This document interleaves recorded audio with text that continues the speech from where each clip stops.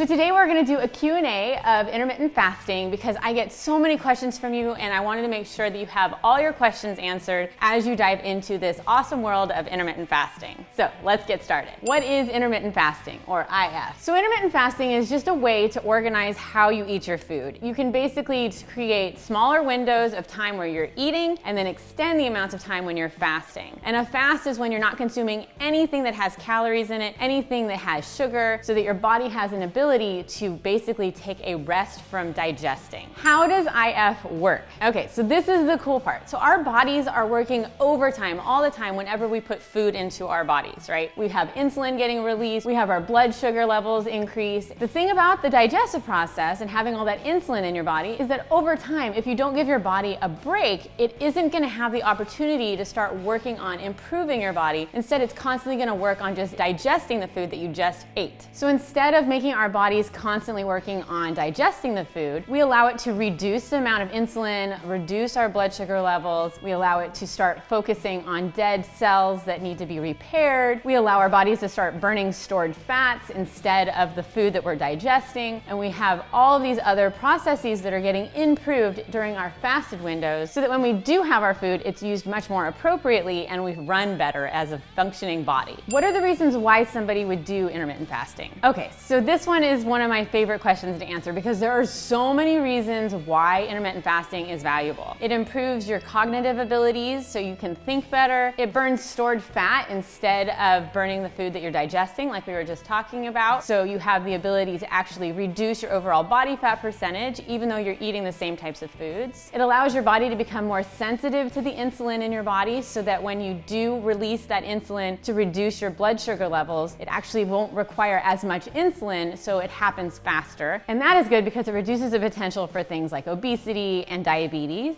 So you're gonna have more clarity, more energy, you're gonna be burning stored fats, you're gonna be feeling great. It's just an overall really good beneficial thing to do for your body. What if I don't wanna lose weight? Can I still do intermittent fasting? So intermittent fasting is not necessarily a weight loss tool. I've used it that way in the past, but it can totally be used as a way to maintain your weight or even to gain weight if you're looking to add some muscle. The way you do that is you just eat what your body needs during your feeding window instead of reducing that for a calorie deficit. You just have to understand how many macros you need and how to be targeting your goals for every day of what you're eating. If you need some help calculating your macros, I got a whole video on it and I'll link to it below. But yeah, doing intermittent fasting is definitely a valuable way to lose weight and reduce body fat percentage, but it is also easily a way to maintain your weight as long as you're targeting the appropriate macros per day. Is it okay for women? So there's some debate on this and there's not a whole lot of research done for breastfeeding women and pregnant women. So I'm gonna talk about just women in general for right now. So because of those health benefits that I was just talking about, the increasing your insulin sensitivity, the lowering your blood sugar levels, the improved cognitive abilities, and all of that, those are really good benefits that women can enjoy as well with intermittent fasting, just like men. And also because women can eat less calories in a day because generally they're smaller than men. If you're trying to lose weight, it's an easy way to condense your meals to actually feel full instead of feeling like you're hungry going from meal to meal. The caveat to this is that there isn't a lot of research on women who are breastfeeding and also women who are pregnant. So I would encourage you, while you are pregnant or breastfeeding, pay attention to your daily caloric needs and make sure you're doing what you need for your baby because that is a different situation. That's not just for you, that's also for your baby. You always want to talk with your OB to make sure. Don't I need to eat all day to keep my metabolism burning? So a lot of people have thought in the past that eating constantly, having like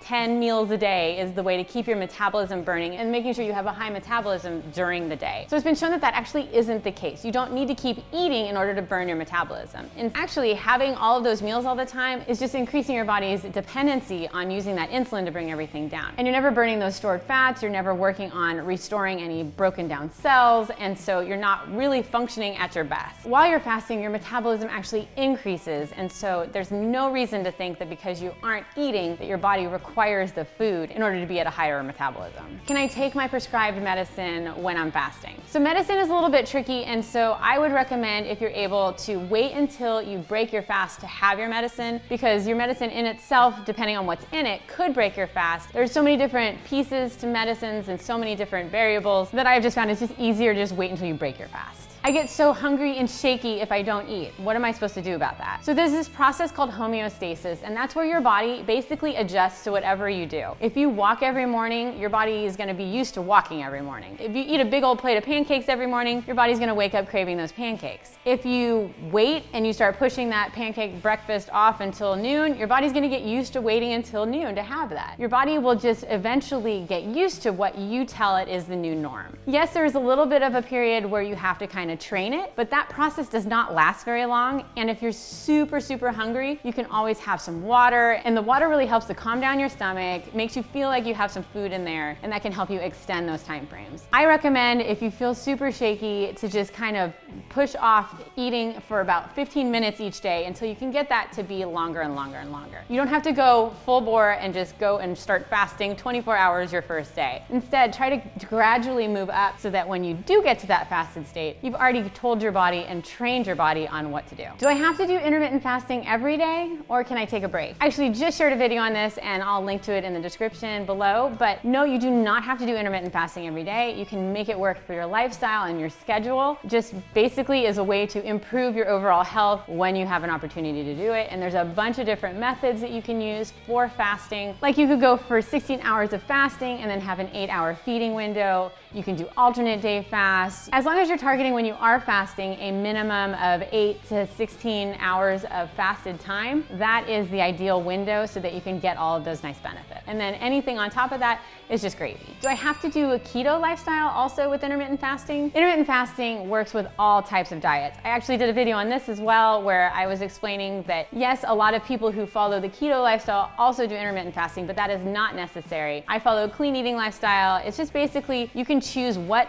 works for you and then make intermittent fasting work around that. Can I have apple cider vinegar or lemon water if I am fasting? So the answer is yes, you can have apple cider vinegar and lemon water. Yes, those do have a tiny bit of calories in them and nutrients, but they do not elicit an insulin response in your body. So I use lemon water as an option quite frequently when I'm fasting, so that I can have kind of a drink that makes you feel like you're getting more than just water. And ACV, you can check out my video on apple cider vinegar and intermittent fasting, has a ton of benefits while you're fasting. So you should check that out too, and I'll link to that below. What's the best meal to have before breaking my fast? The best way to break your fast is to basically ease your body into eating again, because you haven't been eating. So when you do have that first meal, your insulin levels are gonna spike. You're gonna have a lot of stress on your digestive system because it hasn't been working on digesting that whole time. And that's okay. So what we wanna do is give it foods that are easy to digest, high in fiber, well-balanced, highly nutritious foods. And I have a whole video on exactly my process on how to break your fast if you are looking for more information on that. Can I exercise while I'm fasting? Yes, you totally can have a fasted workout. I do that all the time, and the benefits of that are pretty awesome. So before I started doing fasted workouts, I always thought that I needed to have a meal before I went and worked out. But that's actually not the case. When you are fasting, you actually have higher levels of human growth hormone in your system, so your body is already prepared to increase any muscle growth and to also increase your metabolism to give you the energy for that workout. So that way, any fat you're burning during your workout is actually stored fat rather than what you're eating as energy for your workout. But definitely listen to your body. If you do start to feel very dizzy or lightheaded, check out my video on what I eat in a day with intermittent fasting so you can get an idea of how I use intermittent fasting in my daily routine. And make sure to leave any more questions below so that I can answer them in my next Q&A video.